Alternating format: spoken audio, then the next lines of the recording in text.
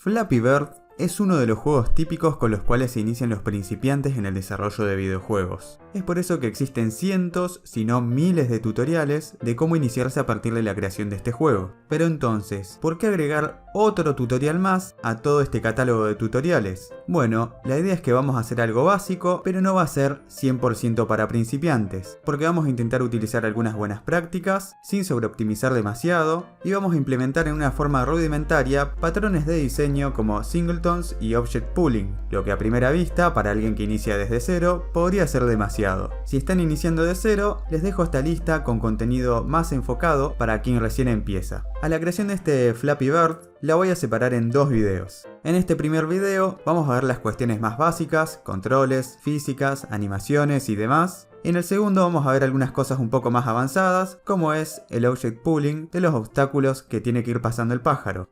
Muy bien. Acá ya tengo creado un nuevo proyecto en 2D, donde también ya tengo importados los sprites y la fuente que voy a utilizar en sus respectivas carpetas, sprites y fonts. Este material pueden descargarlo con el link en la descripción y es todo lo que vamos a necesitar para la creación del juego. El layout de mi editor está seteado en 2×3 con algunos cambios mínimos, para así poder ver la ventana de escena y la del juego a la vez. Y también tengo seteada una relación de aspecto de 16:9 en la ventana del juego. Voy a empezar ubicando algunos sprites en la escena, voy a tomar esta imagen que tiene todo este fondo con montañas y el suelo y lo llevo a la jerarquía, quedando así perfectamente centrado en 0,0. Si bien este sprite contiene todo el entorno con el fondo y el suelo, la parte que más nos va a interesar a nosotros es el suelo, así que lo voy a llamar Ground. El próximo sprite va a ser el del pájaro, que también lo llevo a la jerarquía, quedando también ubicado en 0,0, lo voy a llamar Player. Si por alguna razón a ustedes acá les quedó el pájaro detrás del fondo, pueden cambiar el Ordering Layer a 1, y así el pájaro aparecería adelante, por tener un Ordering Layer mayor. Otra cosa que voy a hacer es ocultar este icono de la cámara, que queda bastante molesto. Y lo primero que voy a necesitar es que el pájaro pueda caer hacia el suelo y colisionar con él. Entonces voy a agregar algunos componentes físicos. Voy a empezar con un Rigid Body 2D, con lo que el pájaro le va a empezar a afectar la gravedad y caerá hacia el suelo. Y también tengo que agregarle un Collider. Le voy a agregar un Box Collider 2D. No hace falta que tenga la forma precisa del pájaro, con esta forma rectangular alcanza, pero lo voy a achicar para que tenga un tamaño similar al del pájaro. El suelo también va a necesitar un Box Collider 2D para que el pájaro pueda colisionar con él. Como el sprite contiene no solo el suelo sino también todo el fondo, el Collider abarca todo, el suelo y el fondo. Pero como yo solo lo necesito en el suelo, lo voy a adaptar a su forma. Muy bien, ahora el pájaro cae y colisiona con el suelo. Como me parece que cae demasiado lento y podría ser un poco aburrido, voy a cambiar el Gravity Scale a 2. El próximo paso son los controles para el jugador. Le voy a agregar un script llamado Player y voy a crear una carpeta donde voy a ir guardando todos los scripts. Dentro del script, para poder controlar al pájaro, lo primero que voy a necesitar es una referencia a su Rigid Body. Para eso creo una variable de tipo Rigid Body 2D que lo voy a llamar PlayerRB. Y dentro del método Start le asigno el componente Rigid Body 2D. A partir de esto, después voy a poder agregar fuerzas verticales y que el pájaro vaya dando saltos. Pero primero tenemos que detectar algún tipo de entrada de controles. Por simplicidad, para este tutorial voy a hacer que el pájaro dé saltos cada vez que haga clic izquierdo con el mouse, pero podrían hacerlo con las entradas que ustedes quieran. Para eso, con un condicional, detecto el clic izquierdo con input.getMouseButtonDown, pasando 0 como parámetro, que vendría a ser el clic izquierdo. Si se hace clic al Rigid Body, voy a agregarle una fuerza para que dé un salto. Esto lo hago con addForce, donde tengo que pasar como parámetro un vector con la fuerza requerida. Acá puedo escribir vector2.up, o sea, un vector con componentes 0, 1, que apunta hacia arriba, multiplicado por la fuerza que quiero que tenga el salto. Supongamos 350. Pero para no hardcodear este valor y que se pueda setear desde el inspector, voy a crear una variable float seteable desde el inspector llamada upForce. Y acá voy a multiplicar por upForce. Si ahora paso a Play Mode y voy cliqueando, vemos que se están aplicando fuerzas, pero la altura de los saltos no es siempre la misma. Esto es porque el pájaro cuando está cayendo ya está acelerado, y entonces dependiendo de qué tan acelerado esté, la fuerza va a tener un impacto diferente. Para tener siempre la misma altura de salto, lo que puedo hacer es detener completamente al pájaro antes de aplicarle la fuerza. Para eso, puedo acceder a la velocidad del Rigid Body y asignarle vector2.0. Si ahora pruebo otra vez, los saltos tienen siempre la misma altura. Excelente. Otra cosa que voy a aprovechar para resolver en este script es lo que ocurre una vez que el pájaro colisiona con algo, por ejemplo el suelo. En este caso, lo que tiene que ocurrir es que el jugador pierde y ya el pájaro no va a poder seguir saltando. Entonces voy a crear un booleano llamado isDead que inicialmente va a estar en falso. Si este booleano luego pasa a estar en verdadero, quiere decir que el jugador perdió. ¿Y cuándo va a pasar a estar en verdadero? Cuando el jugador colisione con algo. Entonces, dentro de onCollisionEnter 2D, voy a setear isDead a verdadero. Y como no voy a utilizar información sobre la colisión, puedo borrar este parámetro. Y ahora, puedo utilizar esta variable dentro de este if para impedir que el pájaro salte una vez que haya muerto. Esta condición se puede traducir como: si se hace clic izquierdo y el pájaro no ha muerto, entonces va a saltar. Probemos. Si ahora el pájaro toca el suelo y trato de cliquear para que salte, ya no lo va a hacer. Pasemos ahora a la animación del pájaro. Con el jugador seleccionado voy a Window, Animation, Animation y voy a anclar la ventana por aquí.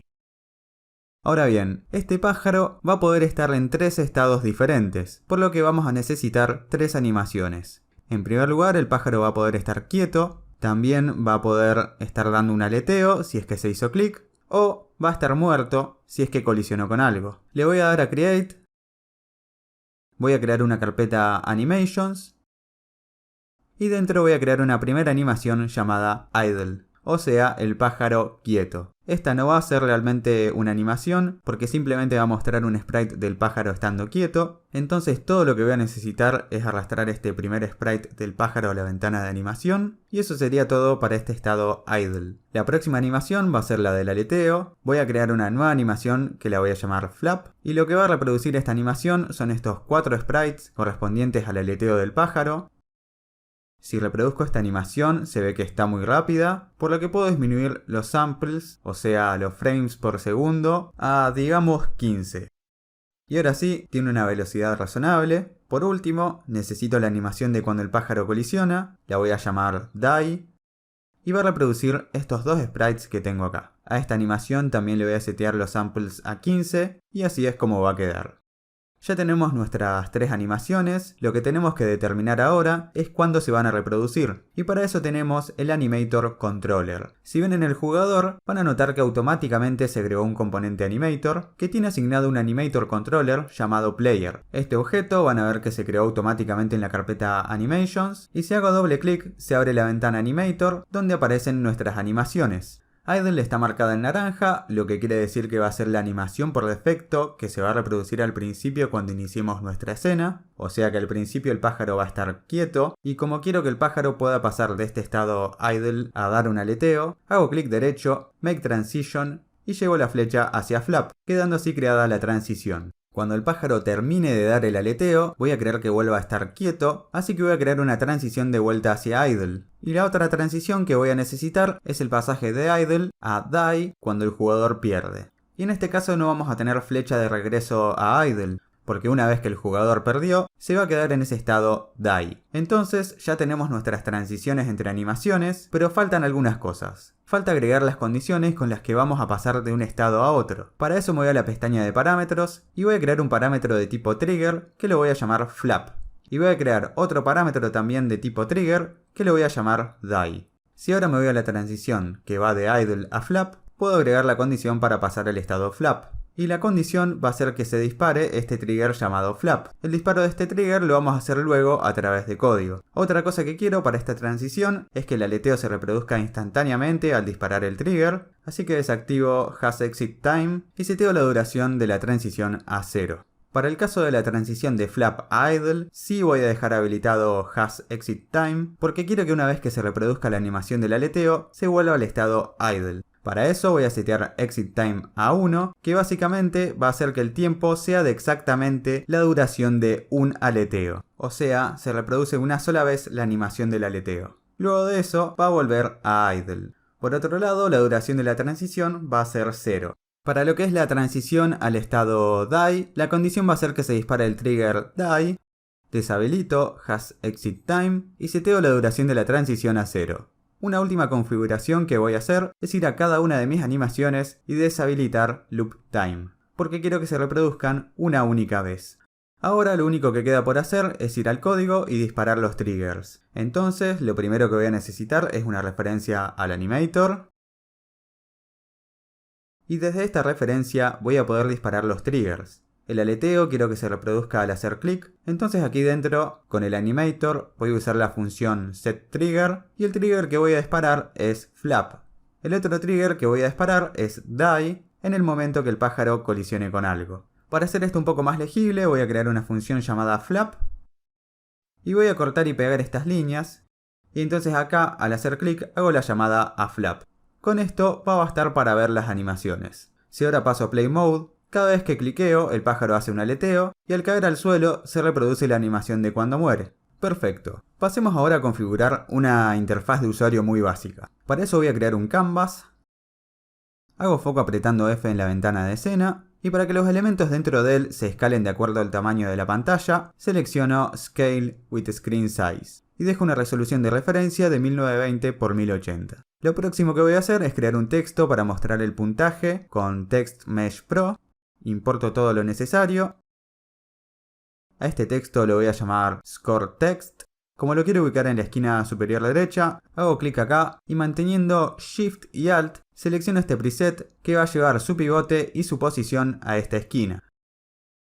Respecto a esta posición, lo voy a llevar 50 píxeles más abajo y le voy a dar una altura de 100. Inicialmente va a decir 0, va a tener un tamaño de 70, un color negro y va a estar alineado horizontal y verticalmente dentro de la caja de texto. Para este juego voy a querer una fuente un poco más caricaturesca, entonces dentro de la carpeta Fonts ya tengo esta fuente que para poder usarla con Text Mesh Pro me tengo que ir a Window, Text Mesh Pro, Font Asset Creator. Arrastro mi fuente hasta aquí y le doy a Generate Font Atlas y si le doy a Save As y guardo esta fuente, me aparece este nuevo asset que es la fuente lista para ser usada en Text Mesh Pro y entonces la puedo arrastrar hasta este lugar.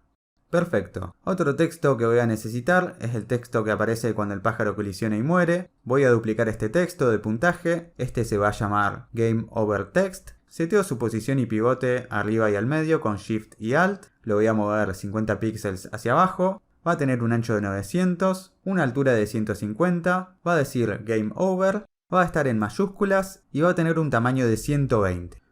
Voy a duplicar este texto. Este se va a llamar Restart Text. Y lo voy a convertir en hijo de este texto Game Over, para así poder manejarlos en conjunto. Lo voy a ubicar 120 píxeles más abajo, su tamaño de fuente va a ser de 45 y va a decir Left Click to Restart. Perfecto. Como inicialmente este texto de Game Over no se va a mostrar, simplemente por ahora voy a desactivarlo.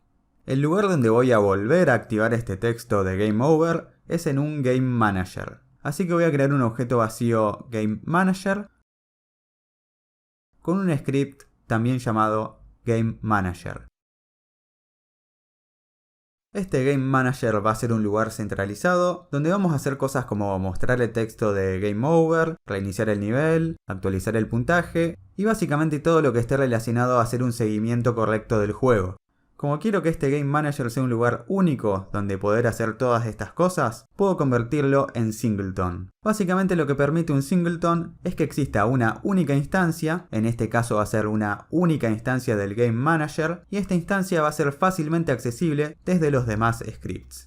Entonces, desde los otros scripts, vamos a poder utilizar todos los campos y métodos que hay en el Game Manager en una forma muy simple y conveniente. Una de las formas más simples de implementar este singleton es creando una variable private static de tipo GameManager, o sea, de esta misma clase, que por lo general se la nombra instance, ya que va a ser la única instancia de este GameManager. Al hacerla estática, estamos asociándola directamente con la clase GameManager, lo que nos va a permitir acceder muy fácilmente a esta instancia. Y para efectivamente poder accederla, voy a crear un getter para esta instancia. Ahora voy a asegurarme de que exista una única instancia de este Game Manager, que por lo general se hace dentro de awake. Awake es una función que se llama antes que start y nos permite hacer una preconfiguración antes de que se llame start. Quizás en este caso no es 100% necesario utilizar awake, pero por lo general tiene que hacerse en awake. Entonces, voy a forzar que exista una única instancia de la siguiente forma. Si la instancia es igual a null, o sea, si no existe un Game Manager, entonces a la instancia le asigno this, o sea, iniciamos el juego y si no hay ningún Game Manager existente aún, este va a ser nuestro Game Manager. Pero si ya existe una instancia del Game Manager, simplemente lo voy a destruir, asegurándome así que exista una única instancia. Esta implementación de Singleton es la más simple que se puede hacer, seguramente van a encontrarla escrita de otras diversas maneras, pero esta es la idea básica detrás de un Singleton y van a ver que a partir de ahora es muy fácil de usar. Ya pronto en un próximo video voy a hablar sobre Singletons en mayor profundidad. Muy bien, ahora lo que quiero hacer acá es que aparezca el texto de Game Over una vez que el pájaro colisiona. Para eso voy a crear una referencia seteable desde el inspector al texto de Game Over. Y ahora puedo arrastrarlo quedando así creada la referencia. Y ahora para poder mostrar este texto cuando el pájaro colisiona, voy a crear un método public para poder llamarlo desde otros scripts llamado GameOver. Dentro de GameOver voy a tomar la referencia al texto y voy a utilizar la función setActive pasando true como parámetro, lo que va a hacer que aparezca. Y ahora en el script del jugador puedo acceder muy fácilmente a la instancia del Game Manager para llamar a la función GameOver en el momento en que el pájaro colisiona. Si paso Play Mode y colisiono con el suelo, ahora me sale el texto Game Over. Genial. Ahora me gustaría que al volver a hacer clic se reinicie el juego. Para esto primero voy a necesitar una variable booleana que va a ser public porque después voy a accederla desde otros scripts. Se va a llamar isGameOver y básicamente se va a poner en verdadero cuando el pájaro colisione, indicando efectivamente que el juego ha terminado. Entonces, dentro de Update, voy a verificar que si se hace clic y además el juego ha terminado, entonces voy a reiniciar el juego. Y para esto voy a reiniciar la escena. A esta función para reiniciar el juego la voy a definir por aquí abajo. Y acá es donde voy a reiniciar mi escena. Pero antes, para poder hacerlo necesito el namespace unityengine.sceneManagement, el cual me da acceso al Scene Manager, que tiene el método loadScene para cargar escenas. Acá, como quiero recargar la escena en la que estoy actualmente, tengo que pasar como parámetro el índice de esta misma escena. Este índice puedo conseguirlo a través de la función getActiveScene del Scene Manager, y de la escena que devuelve puedo acceder a su buildIndex. Entonces, como estoy pasando el índice de esta misma escena, va a reiniciar mi escena actual. Probemos. Si paso Play Mode y colisiono con el suelo, me sale el mensaje de Game Over y si vuelvo a hacer clic, la escena se reinicia. Genial. Esto va a ser todo por esta parte. En la siguiente vamos a estar viendo algunas cosas aún más interesantes. Por ejemplo, vamos a estar viendo cómo hacer un scroll infinito y un object pooling rudimentario que va a ir haciendo aparecer obstáculos en alturas aleatorias. Si les gusta este contenido, no olviden suscribirse, dejar un like y activar las notificaciones para no perderse los próximos videos. Nos vemos en el próximo.